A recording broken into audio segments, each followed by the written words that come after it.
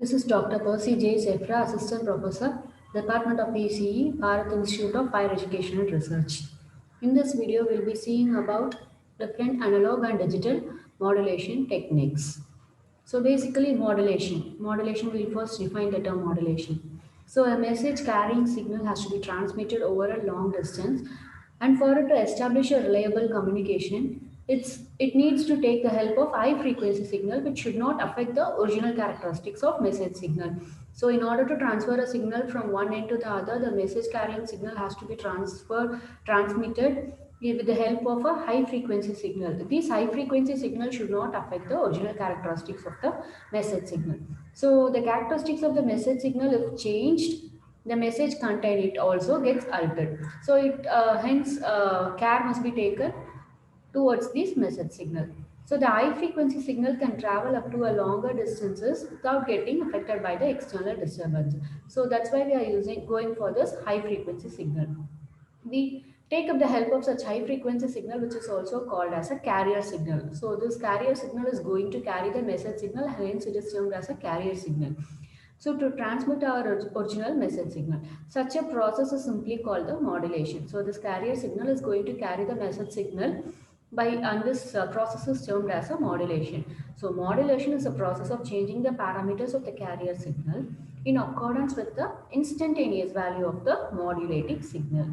So the process of encoding information from a message source in a manner suitable for the transmission. So you have to encode the information in a manner it should be suitable for the transmission. Translating a baseband message signal is to a bandpass signal at a frequencies that are very high compared to the baseband frequency. So the message signal is called the baseband message signal, and the carrier signal is said to be the bandpass signal. This bandpass signal is having a very high frequency when compared to the baseband message signal. So the bandpass signal is called the modulating signal, and the baseband signal is called the modulating signal. Bandpass signal is said to be the modulated signal, and the baseband signal is called the modulating signal. So the modulation can be done by varying amplitude, phase, frequencies of high frequency carrier in accordance with the amplitude of the message signal. So the need for modulation. The baseband signal are incompatible for direct transmission. So for such a signal to travel longer distances, its strength has to be increased by modulating with the high frequency carrier wave, which doesn't affect the parameters of the modulating signal. So basically there are three signals which we are going to term when we define the process of modulation. So following are the three types of signals in the modulation process. So the message or the modulating signal. The signal which contains a message to be transmitted is called the message signal. It is a baseband signal which has to undergo the process of modulation to get transmitted. Hence, it is also called as a modulating signal. So, the message signal is called the modulating signal since it is going to undergo the process of modulation. Next is the carrier signal. The high frequency signal which has a certain phase frequency and amplitude but doesn't contain any information is called the carrier signal. So this carrier signal doesn't have any information but it has certain phase frequency and amplitude. This is having a high frequency. So it's just an empty signal. It is used to carry the signal to the receiver after modulation. So as the name says carrier signal, this carrier signal is going to carry the message signal that is to be modulated. So the modulated signal is the resultant signal after a process of modulation is called the modulated signal. The signal is of the modulating signal and the carrier signal. So this is an example. We could see this modulator. This is the baseband signal. That is the message signal is given to the modulator. This modulator together with the baseband signal is termed the source. So this message signal is passing through the channel. The channel is having a high frequency band pass signal. So after it is being passed to the demodulator, we will get original message signal is modulated signal is received at the receiver end. So the demodulator together with the signal which is got as an output of the demodulator is called the sync.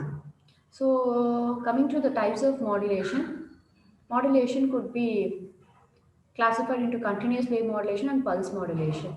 Under this continuous wave modulation, we'll be having amplitude modulation and angle modulation. So the frequency and the phase are the two things which will be coming under this angle modulation. On the other side, when coming to this pulse modulation, it could be classified as digital modulation and analog modulation. Now, under this digital modulation, we'll be studying of pulse code modulation and delta modulation. So, under this analog modulation, we'll be studying about PAM, PWM, and PPM. Pulse amplitude modulation, pulse width modulation, and pulse PPM modulation. So, this is what we have studied.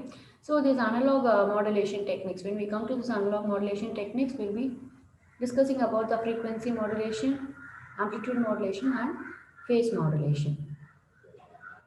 Frequency modulation is the most popular modulation technique in which amplitude of the modulated carrier signal is kept constant while its frequency is varied by the modulating message signal. This frequency modulation, the amplitude is kept constant, and as the name says, it's frequency modulation, so hence the frequency is varied by the modulating message signal. So the FM signals have all the information in the phase or the phase of the carrier. So it provides non-linear and very rapid improvement in the reception quality. Once a certain minimum received signal level, it's called FM threshold level, is achieved. So this is the carrier signal, and the baseband signal, that is the input signal, is at the frequencies. So we could see like the FM waveform we are getting like this. So in which the frequency is varied by the modulating message signal. It has better noise immunity when compared to other analog modulation techniques.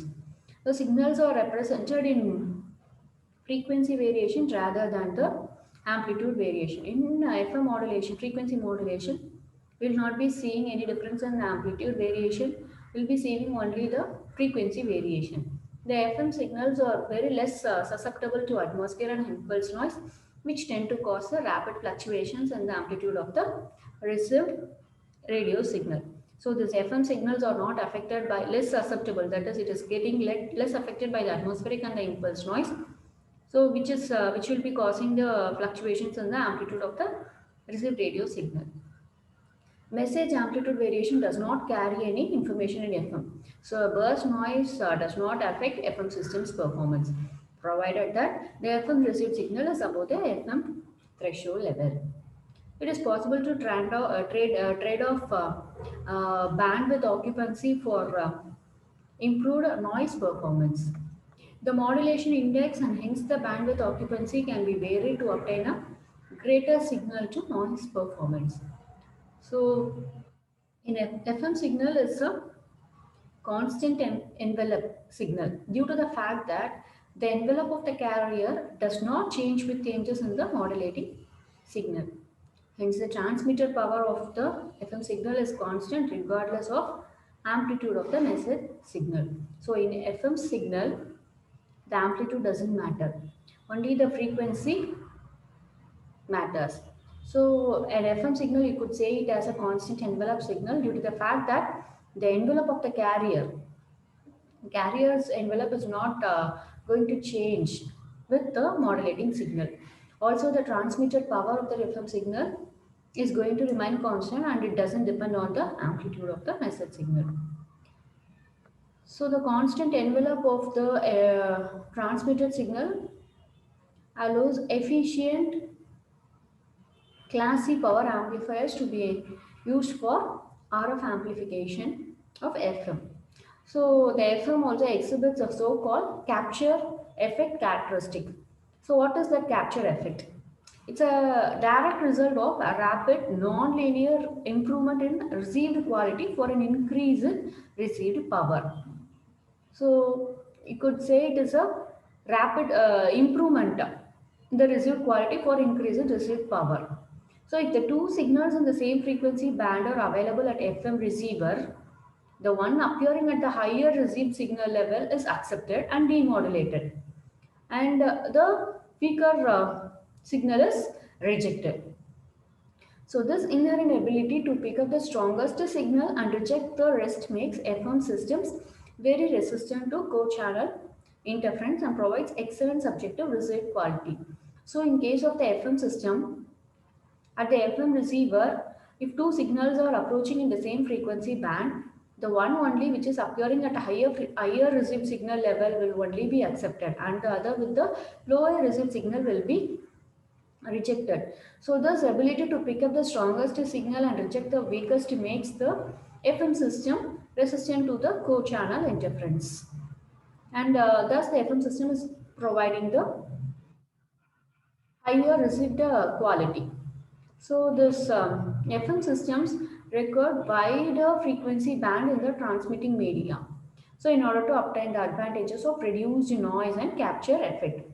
The FM transmitter and the receiver equipment is also more complex than that used by the amplitude modulation system. Although the frequency modulation systems are tolerant to certain types of signals and circuit nonlinearities, so hence a special attention must be given to the phase characteristics. So next is amplitude modulation. In amplitude modulation, the amplitude of higher frequency carrier signal is varied in accordance to the instantaneous amplitude of the modulating message signal. So this is the message signal, okay, and this is the high frequency carrier signal. So after getting amplitude modulated, you could see that this amplitude of this high frequency carrier signal is varied accordance to the instantaneous amplitude of the modulating message signal. So this depending upon the instantaneous value of the message signal, the amplitude of the carrier signal is varied. So hence you could see like this is the message signal, and into which this carrier signal amplitude is varied in accordance with the message signal. So to explain it, you could see like AC cos 2 pi FCT is the carrier signal. So this is the sinusoidal wave. You could define it by AC cos 2 pi FCT. So the AC is the magnitude of the amplitude. So and M of t is the modulating signal. So to represent the amplitude modulated signal, you could represent a spectrum of this amplitude modulated signal in time domain could be defined as AC into 1 plus M of t cos 2 pi FCT. So the modulation index K of an amplitude modulated signal is defined as a ratio of peak message signal amplitude to the peak carrier amplitude. So AM divided by AC, it is the modulation index. So for a sinusoidal wave modulating signal, the modulation index is given by K is equal to message signal amplitude divided by carrier signal amplitude. So this modulation index is often expressed in percentage, and hence it is called the percentage modulation. So this briefly shows the amplitude modulation process. Message signal, this is the carrier signal. The amplitude of the carrier signal is varied accordance with the amplitude of the message signal. So K, the modulation index is given by amplitude of the message signal divided by amplitude of the carrier signal. AM is equal to 0.5 AC. If it is the case, then the signal is said to be 50% modulated.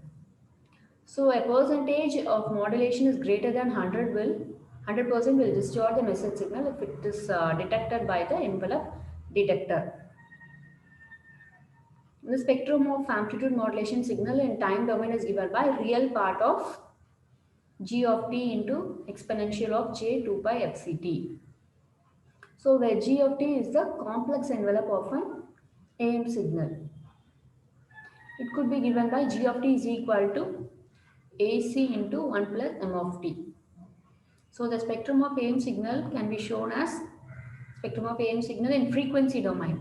It is given by 1 by 2 into AC del of F minus Fc plus message of F minus Fc plus del of F plus Fc and a message of F plus Fc. So del dot is the unit impulse function. M of F is the message signal spectrum.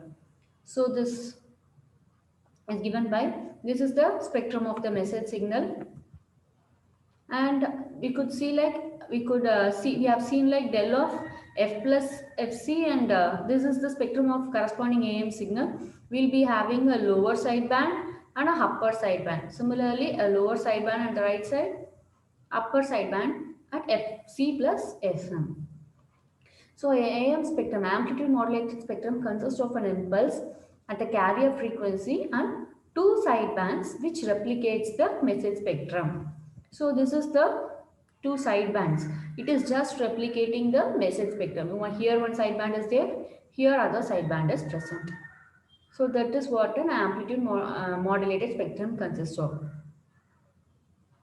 The sidebands above and below the carrier frequency are called the upper and lower sidebands respectively. So you could define the bandwidth of an amplitude modulated signal as bandwidth of amplitude modulated signal is equal to 2 into Fm. So where Fm is the maximum frequency obtained in the modulating signal. So is the maximum frequency. So bandwidth is given by twice the maximum frequency obtained in the modulating signal. So you could also calculate the total power by using this formula. Power in amplitude modulated signal is given by half AC square into 1 plus 2 m of t plus m square of t. So this dot represents this average value.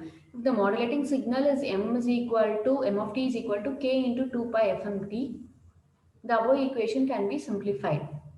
So PAM is equal to half into AC square plus 1 plus PM is equal to PC into 1 plus k square by 2. This is the power in the carrier signal. And P of M is the power in the modulating signal, and K is the modulation index. So next is the amplitude modulation. This is part of one more general class of modulation known as angle modulation. Angle modulation, what happens is that it varies the sinusoidal carrier signal in such a way that the angle of the carrier is varied and according to the amplitude of the modulating baseband signal. So in this method, the amplitude of the carrier wave is kept constant.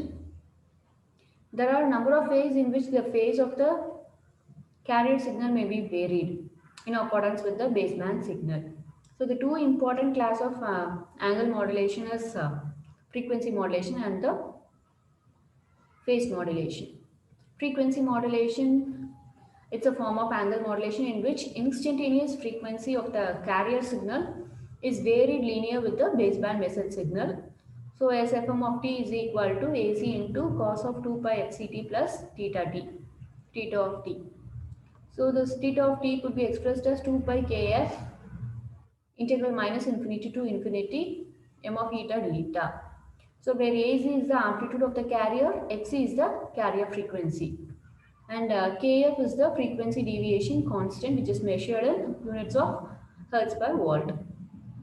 If the modulating signal is a sinusoidal signal of amplitude AM and frequency FM, then the FM signal could be expressed as AC cos 2 pi fct plus kf AM by FM sin 2 pi FMT. So this is the frequency modulated signal. Next is the phase modulation. It is a form of angle modulation in which angle of the carrier signal is varied linearly with the baseband message signal. So spectrum of this phase modulation signal is given in time domain as AC cos 2 pi fct plus k theta t. And k theta is the phase deviation constant. So it is clear that the FM signal can be regarded as a PM signal in which the modulated waves are integrated before modulation. So which means that FM signal can be generated by first integrating m of t and then using the result as an input to a phase modulator. So this phase modulation is done is a step done after this frequency modulated signal is given to the integrator. So in conversely, a PM wave, that is a phase modulated wave, can be generated by first differentiating and then using the result as an input to the frequency modulator. The frequency modulation index beta f defines the relationship between the message amplitude and the bandwidth of the transmitted signal and is given by kf am divided by w, which is the bandwidth beta f. So am is the peak value of the modulating signal, del f is the peak frequency deviation of the transmitter, and w is the bandwidth, maximum bandwidth of the modulating signal. So the modulating signal is a low pass signal as is usually given as which is equal to high frequency component F max present in the modulating signal. The phase modulation index beta p is indexed by beta p is equal to k theta am, which is equal to del theta. This del theta is the peak phase deviation of the transmitter. This is the phase modulation. So when we are getting on high, that is when a message signal is having a high value of amplitude, you could get a phase modulation. And also when it is getting a low, negative side of the message signal is getting a phase modulated, and similarly we are getting the phase modulated signal. So next is the digital modulation technique. Modern mobile communication system use the digital modulation techniques. Advancement in very large scale integration and digital signal processing technology have made the digital modulation more cost effective than the analog transmission system. This digital modulation offers more advantages. So some of the advantages are greater noise immunity and robustness to channel impairments. So easier multiplexing of various forms of information, example voice, data and video, and it also provides a greater security. So the digital transmissions accommodate digital error control codes which detect and correct the transmission errors and support the complex signal conditioning and processing techniques such as source coding, encryption, equalization, so as to improve the performance of the overall communication link. So in a digital wireless communication system, the modulating signal may be represented as a time sequence of symbols or pulses where each symbol has a m finite states. Each symbol represent n bits of information where log to m bits per symbol. So the linear modulation techniques. Digital modulation techniques may be broadly classified as linear and non-linear. In linear modulation techniques, the amplitude of the transmitted signals varies linearly with the modulating digital signal m of t. Linear modulation techniques are bandwidth efficient and hence are very attractive for use in wireless communication systems where there is an increasing demand to occupy more and more user within a limited spectrum. So in a linear modulation signal scheme, the transmitted signal S of t can be written as S of t is equal to real part of am of t into exponential j 2 pi fct. It could be defined as real part and imaginary part. So m of real part of t cos 2 pi fct minus mi imaginary part of t into sin 2 pi fct, where a is the amplitude of signal and fc is the carrier frequency. So m of t can be represented as a complex envelope representation of the modulated signal, which in general is a complex form. So from the above equation, it is clear that the amplitude of the carrier varies with the modulating signal linearly. So linear modulation schemes do not have a constant envelope. So some non-linear modulation may have either linear or constant carrier envelope, depending on whether or not the baseband waveform is pulse-shaped. So next is the binary phase shift keying. This is one of the digital modulation technique in which the phase of the amplitude carrier signal is switched between two values according to the two possible signals like m1 and m2, which corresponds to binary 1 and binary 0 respectively. So the two phases are separated by 180 degree. If the sinusoidal carrier has an amplitude AC, energy per bit EB is given by the energy per bit EB is given by half AC square into TB. This is the binary phase shift modulated output wave.